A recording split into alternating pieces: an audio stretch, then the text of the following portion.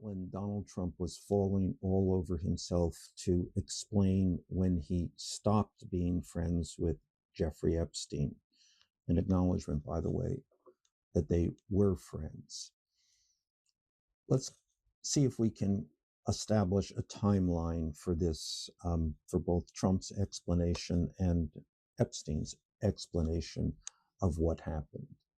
Trump says that he threw Epstein out of Mar-a-Lago. Epstein, by the way, had never been a member of Mar-a-Lago, threw Epstein out of Mar-a-Lago and stopped being friends with him because he was stealing Mar-a-Lago employees.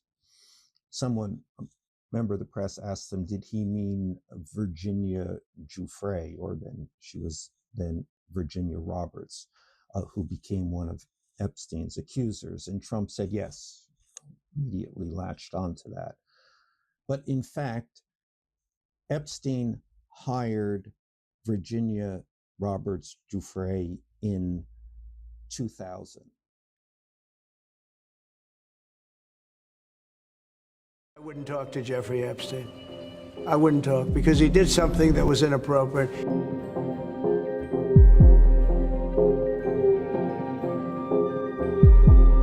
That's such old history, very easy to explain, but I don't want to waste your time by explaining it. But for years, I wouldn't talk to Jeffrey Epstein. I wouldn't talk because he did something that was inappropriate. He hired help, and I said, don't ever do that again. He stole people that worked for me. I said, don't ever do that again. He did it again, and I threw him out of the place, persona non grata.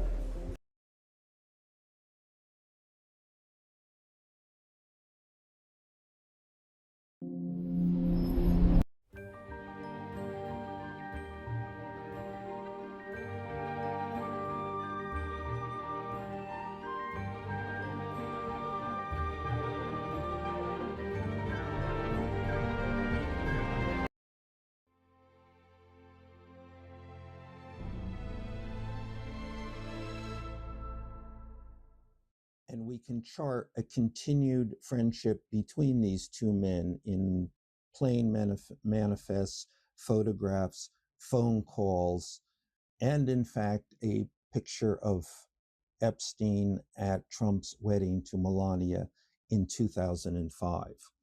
So this relationship that Trump now says ended in 2000 actually demonstrably continues to at least 2005. And just by the way, it is that period from 2000 to 2005 in which most of the allegations against Epstein take place. Now, Epstein's explanation for why this friendship ended is as follows. In 2004, Epstein believed himself to be the high bidder on a piece of real estate in Palm Beach, a house. $36 million was his bid. He took his friend Trump around to see the house to advise him on how to move the swimming pool. Trump thereupon went around Epstein's back and bid $40 million for the house and got the property. Epstein, who was well acquainted, in fact, deeply involved with Trump's scattered finances, understood that he didn't have $40 million to pay for this house. Now, if that was the case, it was someone else's $40 million. At the time, Epstein believed this to be the $40 million of a Russian oligarch by the name of Rybolev. Less than 2 years later, this same house that Trump had bought for $40 million was sold for $95 million. And it was, in fact, sold to Mr. Rybolev. This is all a red flag of money laundering. And what Epstein did furious about losing this house. I mean, there's something about these guys that nothing rouses them so much as a real estate betrayal. Epstein, after the sale of this house, after Trump went around his back, got this house, Epstein began to threaten him. He began to threaten him with lawsuits. He began to threaten him with going to the press and saying that Trump was a front man for a money laundering deal. Trump panics at this point, and Epstein believed, and he believed to his dying day, that it was Trump who went to the police, Trump who was fully acquainted with what was going on at Epstein's house, fully acquainted for many years. Trump went to the police and, as Epstein said, dropped the dime on him. That is to say, informed the police of what was going on, and an investigation began, and all of Epstein's legal problems for the next 15 years began to unfold. This story about this piece of real estate and their falling out was first published in June 2019. It was published actually in my book, Siege, the second book I had written about the Trump White House. Epstein had recounted this story to me. I put it in this book. Epstein at that moment was in Paris. He read the book. He called me with some alarm, and he said he was afraid that he might have said too much. 3 weeks later, he returned to the United States from Paris and was promptly arrested on the tarmac of Teterboro Airport in New Jersey when his plane landed.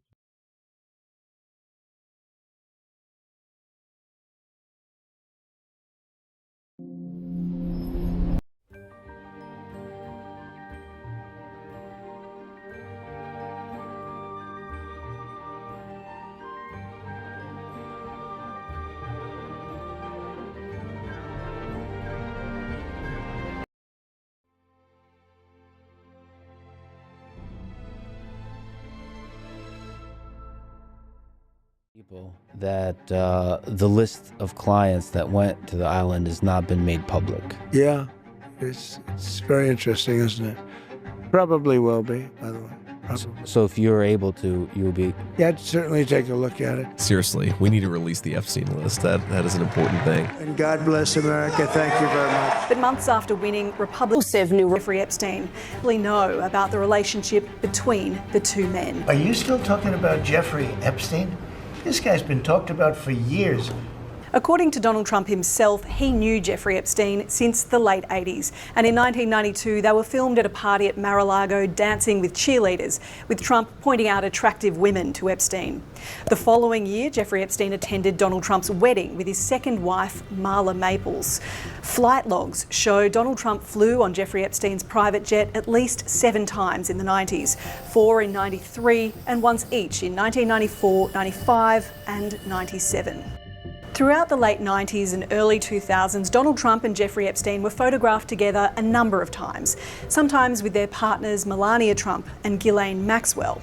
In a 2002 profile for New York Magazine, Donald Trump praised Jeffrey Epstein as a terrific guy, adding, "He's a lot of fun to be with. It's even said that he likes beautiful women as much as I do, and many of them are on the younger side." It was around this time, according to a federal indictment, Epstein began recruiting a vast network of dozens thousands of young girls, some as young as 14, to be sexually abused for money. According to the Wall Street Journal, the following year, Donald Trump sent a sexually suggestive letter to Jeffrey Epstein for his 50th birthday, which reportedly contained a hand-drawn outline of a naked woman and was signed, "May every day be another wonderful secret." The president denies he ever wrote the letter and is suing the publication and media mogul Rupert Murdoch. I don't even know what they're talking about. Now, somebody could have written a letter and used my name, but that's happened a lot. In 2004, 2 years before his arrest, the relationship between Epstein and Trump reportedly deteriorated after a bidding war over a Palm Beach property ironically named the House of Friendship, which Donald Trump ultimately won. In 2006, Jeffrey Epstein was arrested in Florida on charges of procuring a minor for prostitution and solicitation of a prostitute. He was reportedly banned from Mar-a-Lago the year after. He was released from prison in 2009 after serving just 13 months of his sentence under a controversial plea deal, which granted immunity to any potential co-conspirators and freedom from prosecution for federal crimes. For the next decade, multiple alleged victims waged a legal fight to have the federal non-prosecution agreement voided. I have never heard of a plea bargain in which not only the prospective defendant, but the defendant's named and unnamed co-conspirators were granted blanket immunity for unnamed crimes. In 2019, he was arrested again, this time charged with federal sex trafficking offences. Donald Trump quickly distancing himself from his one-time friend. I did have a falling out a long time ago. The reason doesn't make any difference, frankly, but I haven't spoken to him in probably 15 years or more. I wasn't a big fan of Jeffrey Epstein, that I can tell you. A month later, facing decades in prison, authorities say Epstein died by suicide in his cell while awaiting trial. 6 years later,